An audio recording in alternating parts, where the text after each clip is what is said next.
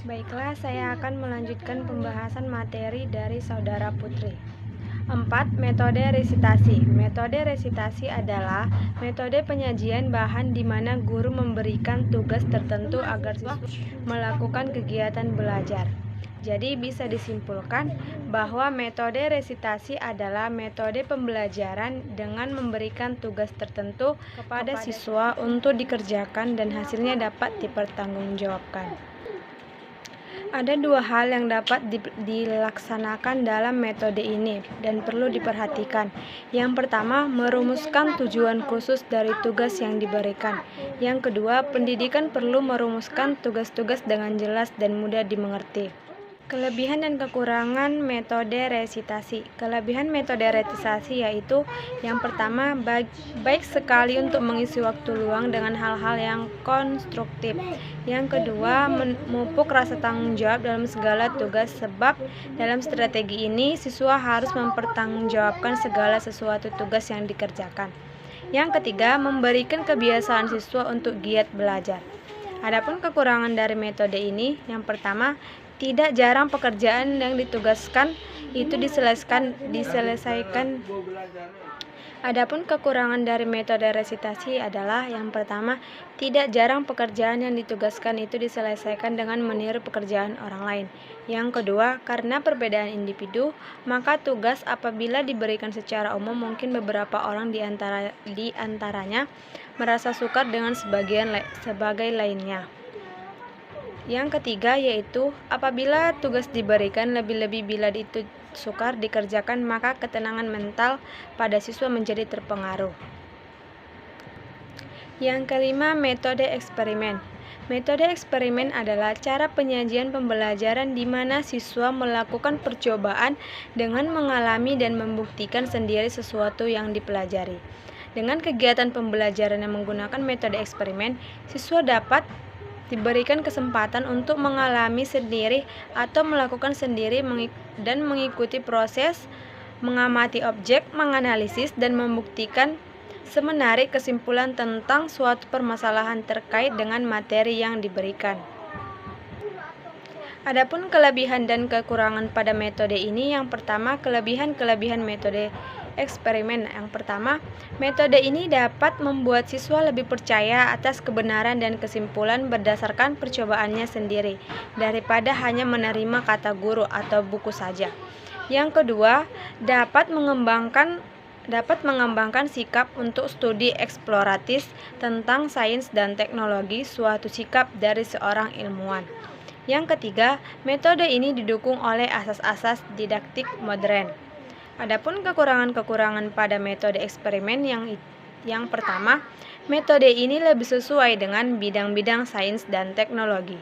Yang kedua, metode ini memerlukan berbagai fasilitas, peralatan, dan bahan yang tidak selalu mudah diperoleh oleh mental.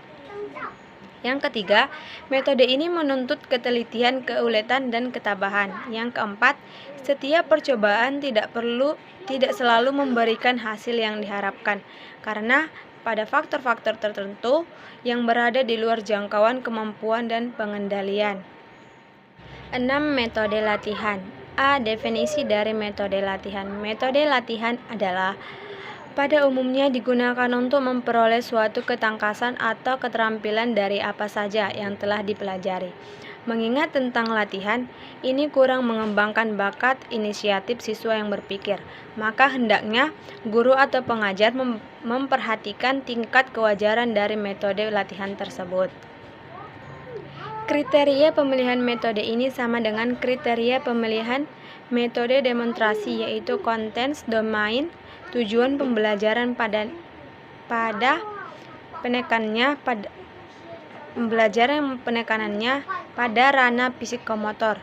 Karena metode ini adalah metode latihan ini terarah pada kemampuan dan keterampilan peserta didik, seperti yang dijelaskan di atas tersebut.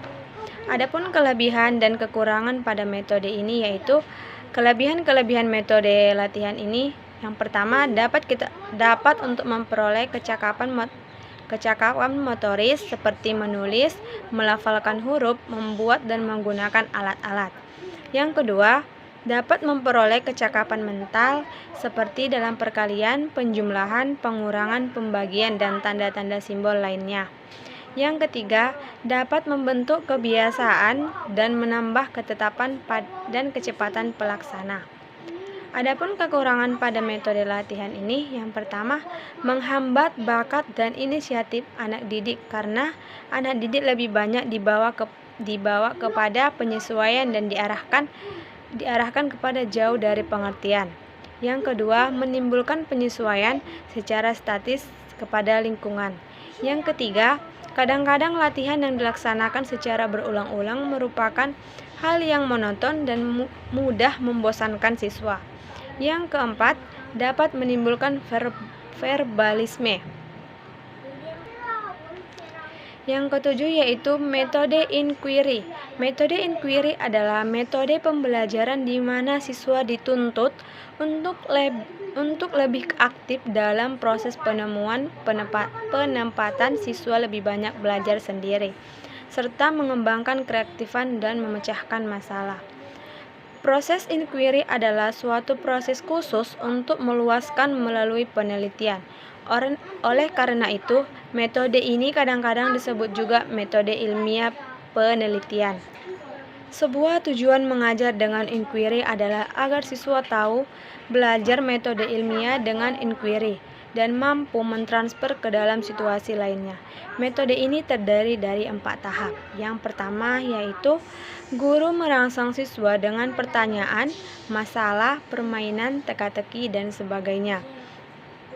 Yang kedua, sebagai jawaban atas rangsangan yang diterimanya, siswa menentukan prosedur, mencari dan mengumpulkan informasi atau data-data yang diperlukannya, dan memecahkan pertanyaan, masalah, dan sebagainya.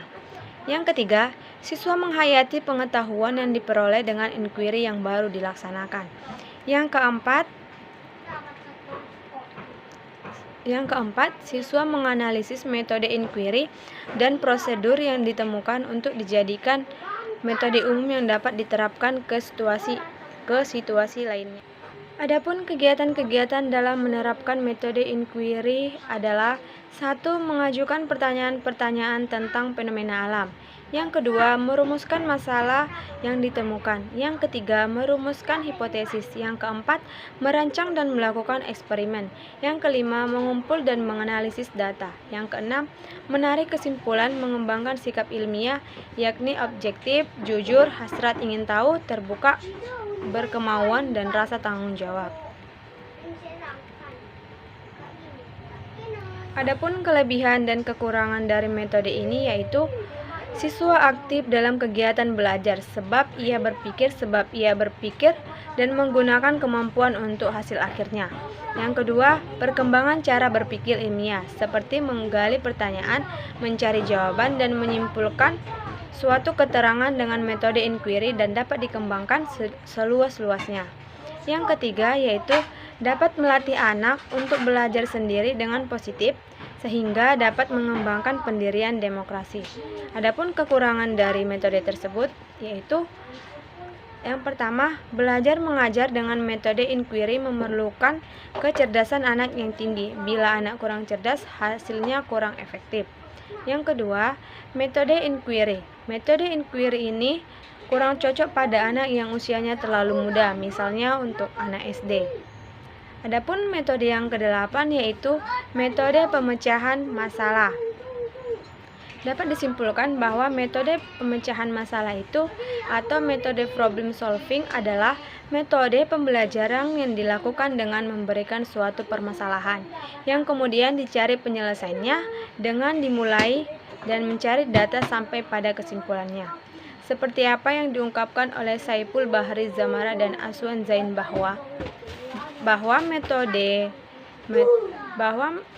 metode problem solving ini bukan hanya sekadar metode mengajar, tetapi juga merupakan metode berpikir sebab dalam problem solving dapat menggunakan metode-metode lainnya yang dimulai dengan mencari data sampai kepada menarik kesimpulannya.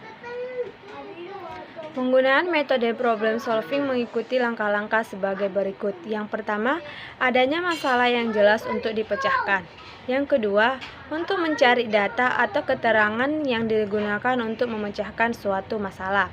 Yang ketiga, menetapkan jawaban sementara dari masalah tersebut. Penggunaan metode problem solving mengikuti langkah-langkah sebagai berikut. Yang pertama, adanya masalah yang jelas untuk dipecahkan. Yang kedua, mencari data atau keterangan yang digunakan untuk memecahkan suatu masalah. Yang ketiga, menetapkan jawaban sementara dari masalah tertentu. Yang keempat, menguji kebenaran jawaban sementara tersebut. Yang kelima, menarik kesimpulan. Dari definisi di atas, maka dapat disimpulkan bahwa ciri pemilihan metode ini berdasarkan sifat atau karakter seorang pendidik atau karakter pendidik yang pendiam. Adapun kelebihan dan kekurangan metode ini yaitu kelebihan metode tersebut. Yang pertama, pemecahan masalah merupakan suatu teknik yang cukup bagus untuk memahami isi pembelajaran. Yang kedua, pemecahan masalah dapat menantang kemampuan siswa serta memberikan siswa kepuasan untuk menemukan pengetahuan baru bagi siswa lainnya. Yang ketiga, pemecahan masalah dapat mengingatkan aktivitas pembelajaran siswa.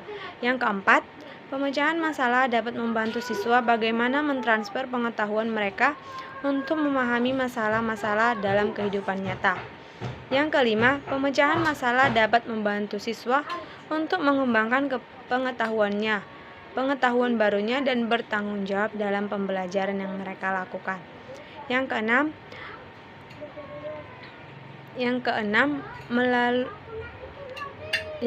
melalui pemecahan masalah bisa memperlihatkan kepada siswa bahwa setiap mata pelajaran matematika, IPA, sejarah, dan mata pelajaran lainnya pada dasarnya merupakan cara berpikir dan sesuatu yang harus dimengerti oleh siswa, bukan hanya sekedar belajar dari guru atau dari buku saja.